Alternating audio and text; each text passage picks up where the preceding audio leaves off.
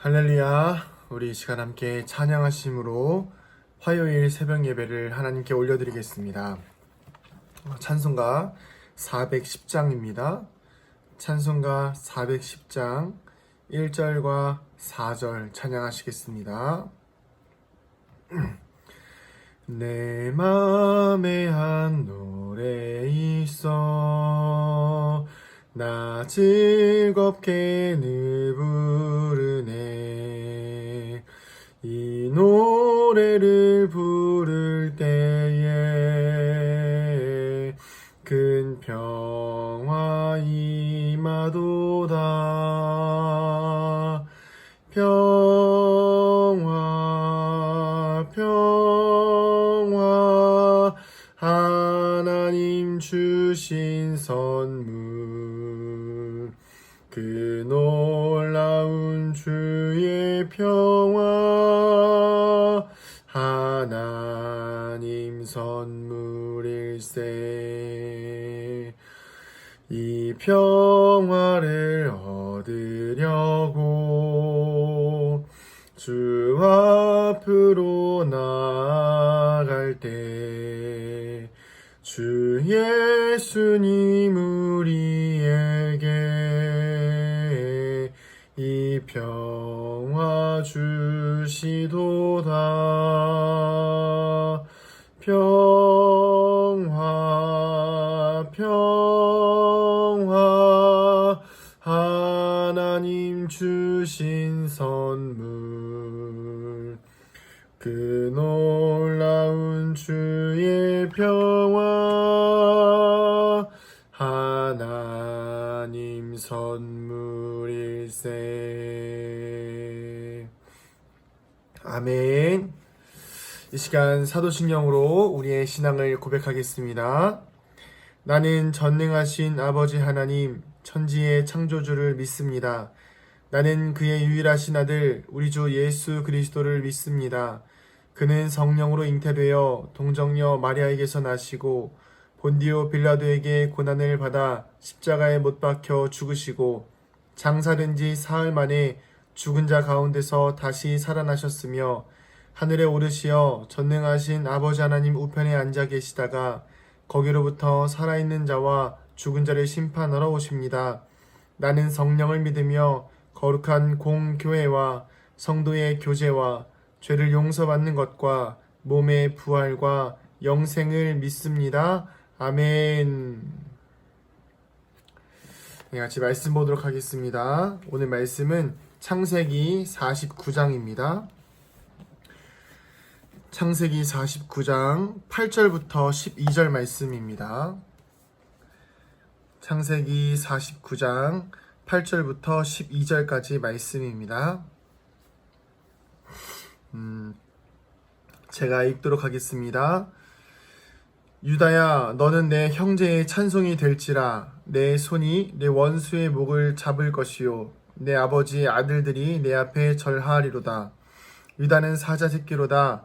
내 아들아, 너는 움킨 것을 찢고 올라갔도다.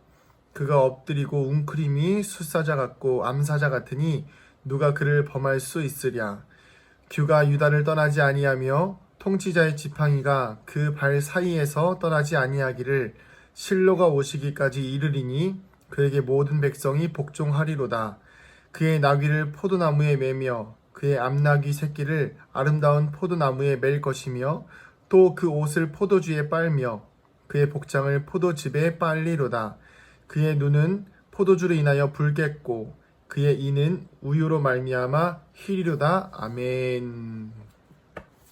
할렐루야. 우리 화요일 예배를 드리는 성도님들을 환영하고 축복합니다.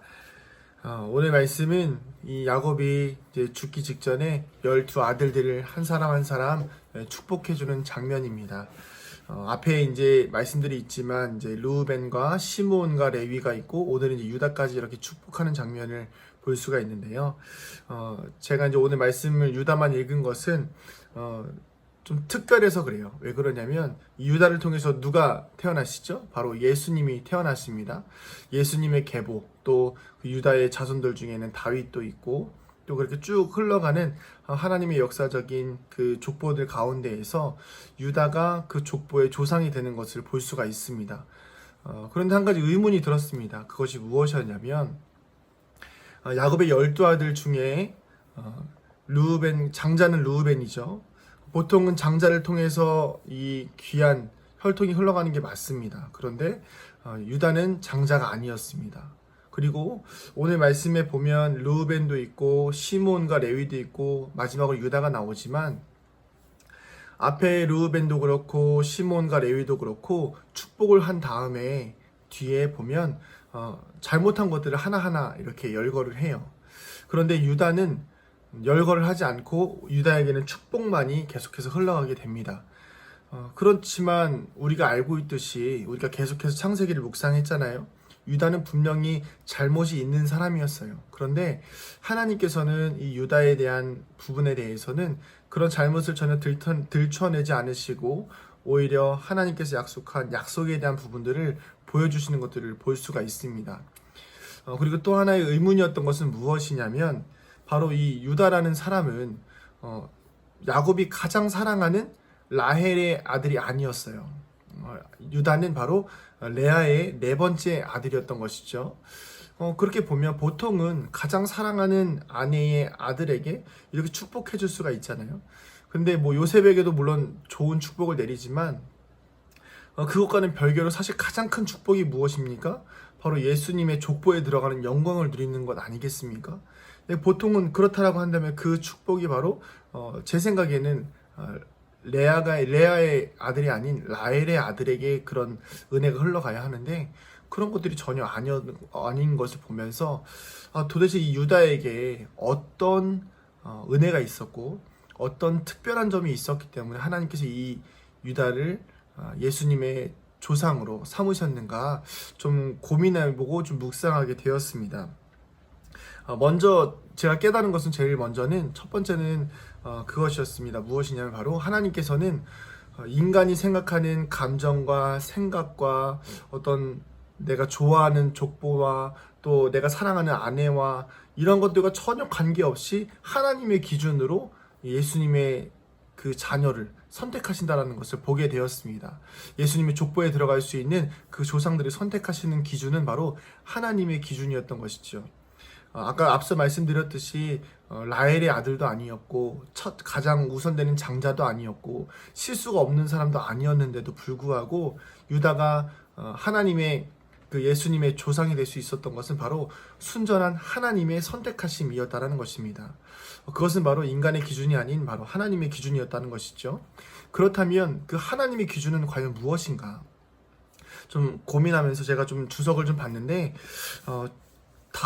다들 이렇게 애매합니다. 어떻게 다 나오진 않지만 제가 한 가지 힌트를 잡은 게 있는데 제가 읽어드릴게요. 어떻게 나와 있냐면 이렇게 나와 있습니다. 야곱은 유다의 개인적인 특성이 앞으로 유다의 자손을 통해 이후에 영향력을 행사할 것에 대해서 말한다. 이렇게 나와 있습니다. 유다의 개인적인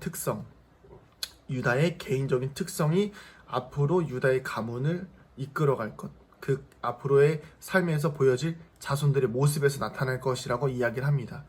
그렇다면 이 유다의 개인적인 특성이 무엇인지를 좀 봐야 하는데 여러분 유다의 이름은 무엇입니까? 바로 찬송입니다. 유다의 개인적인 특성은 찬송인데 당시에 이름에 부여하는 의미가 굉장히 크다는 걸 아시죠? 그 이름대로 살아가는 사람들이었습니다. 그렇다면 일단 유다의 개인적인 특성은 바로 찬양하는 사람이었다는 것입니다. 그리고 하나님 앞에 찬양하는 사람이었기 때문에 하나님께 예배드리는 사람으로 볼 수가 있겠지요.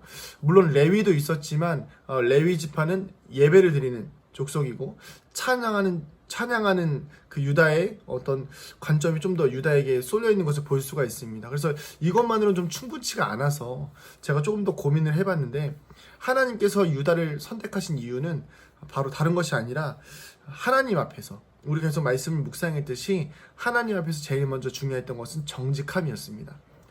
유다는 하나님 앞에서 정직했습니다. 자신의 며느리와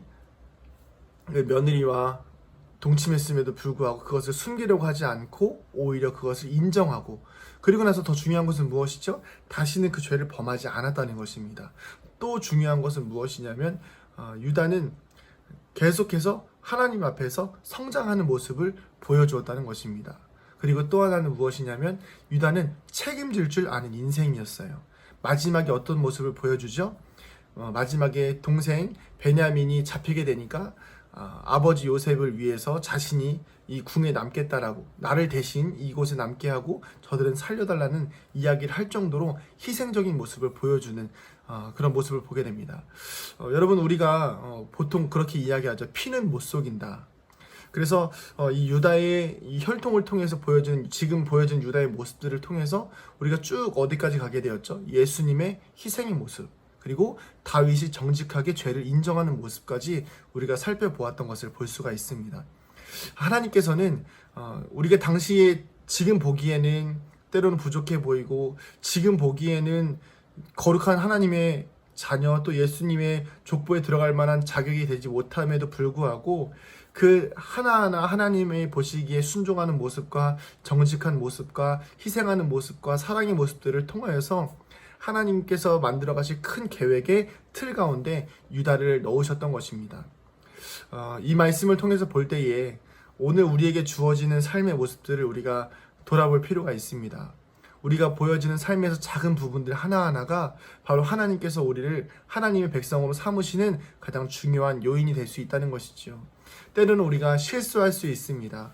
실수하지만 그 실수로 인해서 나는 죄인이야, 나는 어쩔 수 없는 하나님의 사람이 아니야, 나는 문제밖에 없는 사람이야 라는 낮은 자존감과 죄책감으로 쓰러지고 넘어지는 것이 아니라 유다처럼 오늘 말씀에 나온 것처럼 개인적인 특성, 그러니까 때로는 내가 죄를 지었을지언정 그것을 하나님 앞에 인정하고 회개하고, 그리고 다시는 그 죄를 짓지 않으며 또한 하나님 앞에 정직하고, 또 예수님처럼 그 유다의 모습에서 희생의 모습을 발견했듯이 우리도 이웃을 위해서 하나님을 사랑하고 이웃을 사랑하는 모습으로 희생하고 섬기는 모습들이 우리의 삶에서 보여진다면 우리 또한 역시 유다에서 예수 그리스도의 족보까지 내려온 것처럼 우리는 그 이후에 예수 그리스도의 족보에 들어갈 수 있는, 주의 보혈로 족보에 들어갈 수 있는 은혜를 누리게 될 줄로 믿습니다.